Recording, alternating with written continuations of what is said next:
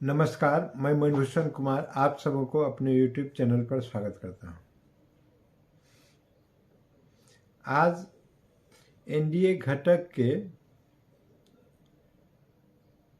दो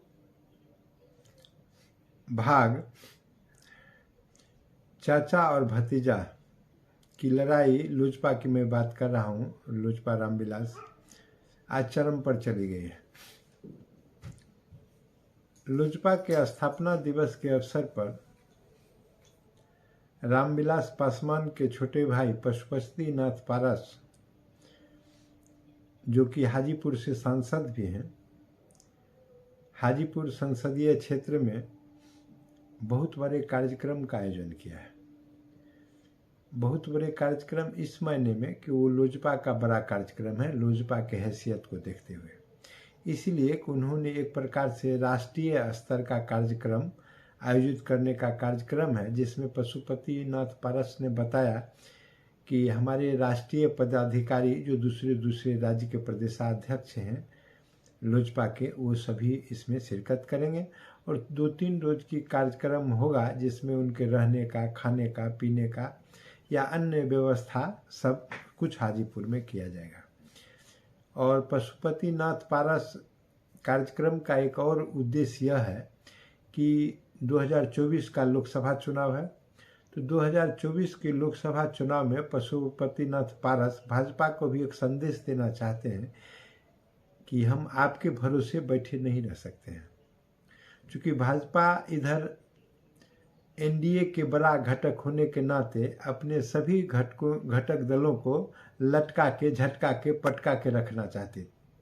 इसका एक उदाहरण सबसे बड़ा वह चिराग पासवान है।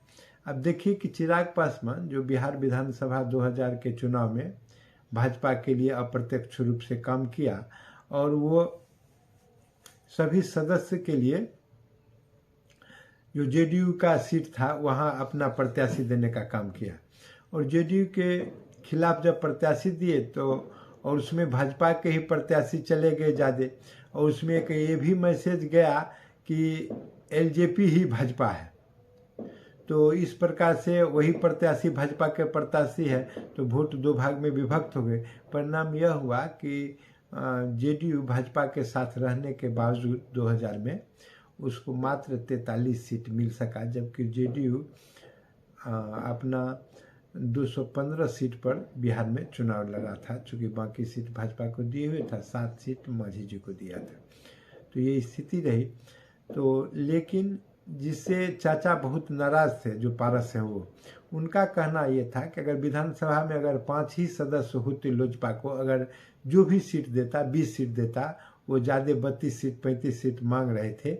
चूँकि वो राष्ट्रीय अध्यक्ष थे ये चिराग पासवान, तो वही वार्ता कर रहे थे, तो सीट उतना नहीं मिला, इनको कम सीट मिल रहा था। फिर इन्होंने पता नहीं कौन बुद्धि दे दिया, ये मोदी के हनुमान बन गया, गदा लेके पूरा क्षेत्र में भांजने लगे।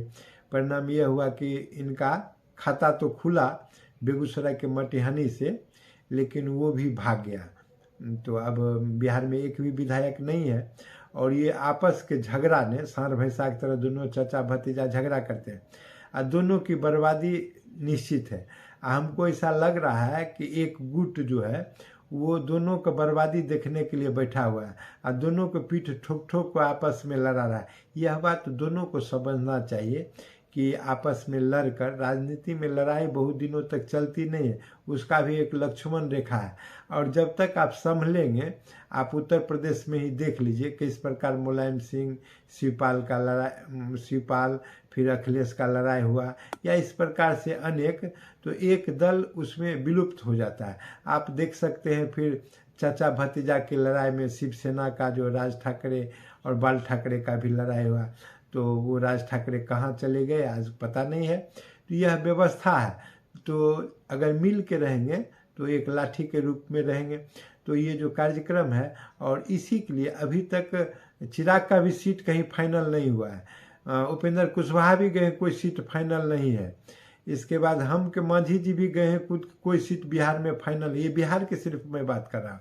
तो सभी लटके हुए हैं कि हमको कौन सीट मिला, कैसे, सभी वहाँ पोह में। लेकिन नीतीश कुमार जी से भाग के आ गए जैसे उपेंद्र जी, फिर इधर आ रहा है कि नहीं जाएंगे। चलिए ठीक है, मांझी जी भी उसी कदर इधर कूद के आ गया, फंस गए कि हमारा बेटा सांसद होगा, हमारा बेटा आगे बढ़ेगा। तो अच्छा, आगे बढ़े, लेकिन आगे की गारंटी पूरा मिल जाए, आश्वस्तता मिल जाए, तब कूद के आना चाहिए। इस तरह की वार्ता होना चाहिए। इसका उदाहरण सबसे बड़ा चिराग पासवान है। चिराग पासवान गदा लेके भांज भी दिए, इसके बाद जो है सो उनको घर से भी निकाल दिया गया। पिताजी को उसमें मूर्ति थी, आत्मा ही एक ढंग से आप कह सकते हैं, और फिर रोड पर आ गए। इसके बाद फिर ये भाजपा का साथ मिले हुए हैं, भाजपा का ही नाम लेते हैं, और नीतीश के कंटिन्यूअस गाली देते हैं। इस प्रकार एक रास्ता अपना जो है वो बंद करके रखे हुए कि नीतीश की हम ही नहीं जा सकते हैं। उनका जो जेडीयू है उसका साथ लाया, फिर जब उनके साथ नहीं जाएंगे तो फिर आरजेडी के साथ कैसे जाएंगे। इसलिए राजनीति संभावना का खेल है, इसलिए सभी दरवाजा को बंद करके नहीं, सभी दरवाजा को खोल के रखना चाहिए। अगर इधर से नहीं रहे तो उस हिसाब से अगर पारस कहेंगे तो पारस परिपक्व राजनीति के परिचय दे रहे हैं। वो हाजीपुर में जो कार्यक्रम कर रहे हैं, स्थापना दिवस मना रहे हैं, तो एक तीर से दो संदेश दे रहे हैं। एक, भाजपा को संदेश दे रहे हैं कि नहीं, आप जो कहिएगा वो नहीं होगा, यहाँ से हम लड़ेंगे लड़ेंगे लड़ेंगे, तो यही बात होगी। दूसरी बात ये भी दे दिया कि आप जो चुप हैं तो हम वहाँ बैठ नहीं सकते, मेरा कार्यक्रम चलेगा।